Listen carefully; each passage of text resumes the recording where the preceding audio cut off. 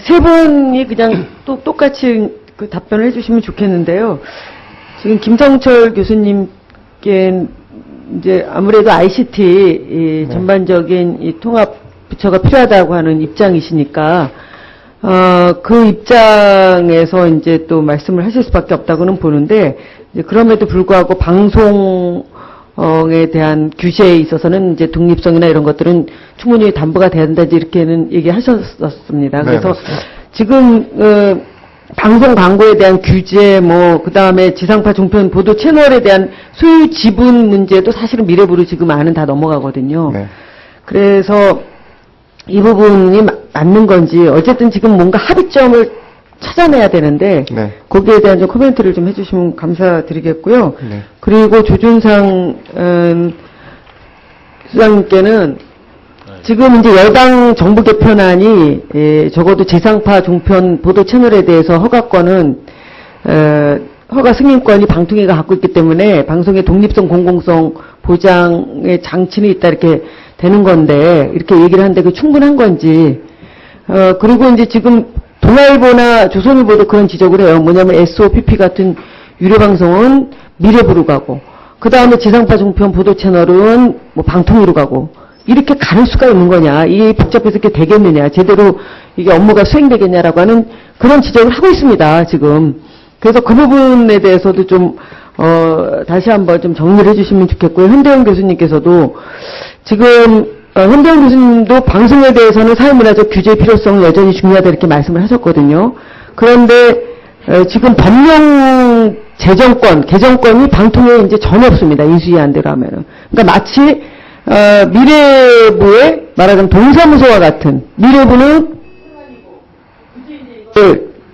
비교하자면 방송통신위원회는 동사무소와 같은 이런 상황이 되거든요, 지금.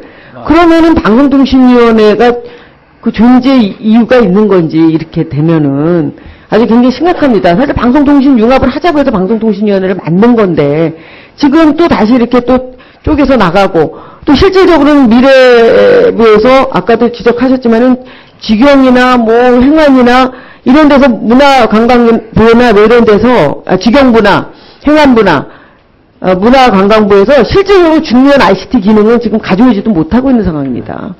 그래서 아까 최민 의원은 그쪽 미래과학부는 무슨 프랑켄슈타인처럼 되고, 이 방통위는 완전히 이제 그 식물인간처럼 되고, 이렇게 말씀을 하셨지 않습니까? 그래서 그런 부분에 대해서도 좀 실질적인 좀 도움이 되는 코멘트를 한 말씀씩 좀 해주셨으면 좋겠습니다. 오늘 유승희 간사께서 마지막에 좋은 질문 해주셨는데, 세 분 마무리 겸해서 길지 않게 해주십시오. 네, 어려운 질문입니다. 뭐 오늘 2시간이면 끝난다고 해서 왔는데 5시간이 넘어갔고, 또 서면으로 또 숙제를 내라는 또 분까지 계셔갖고 참 힘듭니다.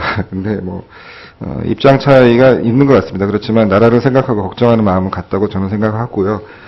저는 사실은 이 분야를 쭉 공부한 입장에서 고민했던 것들을 또 여러분과 공유할 수 있기 위해서 나왔는데, 참 도전만 더 많이 받은 것 같습니다.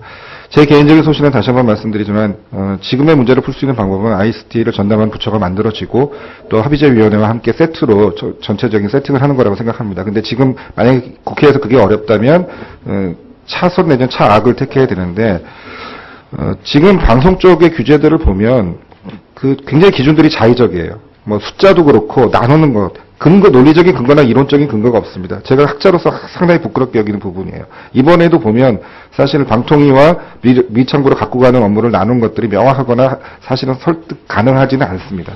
어떻게 보면 편의적인 부분이 있고 자의적인 부분이 있습니다. 근데 지능에 가깝고 사실은 뭐 웬만한 것들은 독임 장관이 해야 되는 것들은 보낸다고 하지만 어떻게 매체별로 나눈 감이 있거든요. 근데 그 매체별로 희소한 매체는 놔두고 희소성이 사라진 매체들을 보내는 이런 쪽으로 한 것 같은데, 그것도 사실 명확한 기준은 아닙니다. 그래서 매체별로 나누기보다는 조금 정말 사회적인 합의가 필요하고 정치적으로 우리가 함께 고민해야 되는 사안들이 무엇인가를 여야가 리스트업을 하시는 게 어떤가 하는 생각이 들어요. 그래서 이 위원회에서 끝장 토론을 하시더라도 이 부분은 정말 방송 규제에 남겨야 된다는 것들을 처음부터 하나하나 이렇게 리스트업을 해서 여기까지가 마지노선이라는 것들을 해서 국회가 사실 그런 합의를 하는 거 아니겠습니까? 저는 파지티브 리스트를 만들어서 방송 규제에 정말 수가 중요한 건 아니고요. 그 사안의 중요성으로 저는 방통위는 분명히 존재의 이유가 있다고 보니까 그 리스트업을 파지티브 리스트를 만드는 것이 현실적인 아니다 이렇게 생각을 조언을 드리고요.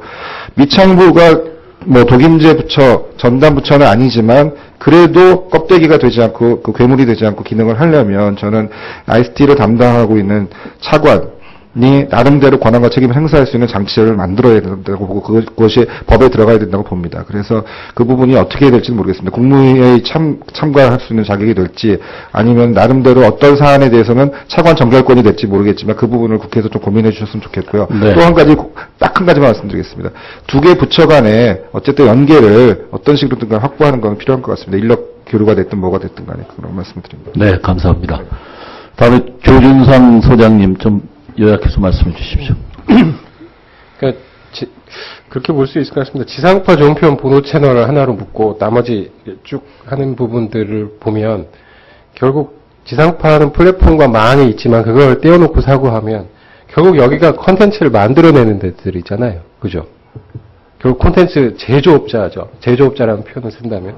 근데 어쨌든 인수위 말대로 하면 케이블이나 위성이나 IPTV나 여기는 아무런 제조도 하지 않고 그냥 유통만 하는 유통업자가 되는 거죠. 그리고 논리대로 하면 유통업자는 지능해서 키우겠다는 거잖아요. 그죠? 그리고 제조업자는 묻겠다는 거잖아요. 사회문화적 규제든 뭐든 어쨌든. 그 방향은 규제 강화 쪽으로 가 있겠죠. 저는 상식적으로 그렇게 판단합니다. 그러면 그러니까 유통업자는 규제를 완화해서 진흥을 하고 제조업자는 규제를 강화해서 억제를 하면 그런 말도 될 것 같아요. 이 세 사업자의 입장에서 보면 유통업자한테 우리를 갖다 바치는구만 이렇게 얘기할 수도 있는 거예요. 그러니까 역으로 보면. 그리고 아까 네. 말씀드렸던 것처럼 이 유료 방송 나가는 부분들이 꼭 보도 프로그램이 아니라고 해서 그게 사회문화적 영향이라고 하는 것들이 없느냐 결코 그렇지 않다 이런 말씀을 대신합니다.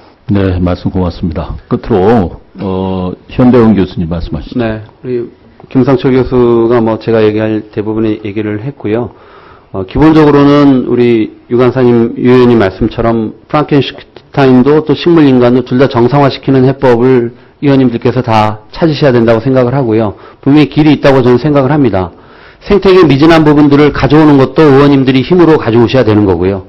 방송통신위원회 미진한 부분들을 보완하는 것도 의원님들이 충분히 조정할 수 있는 내용에 들어있다고 봅니다.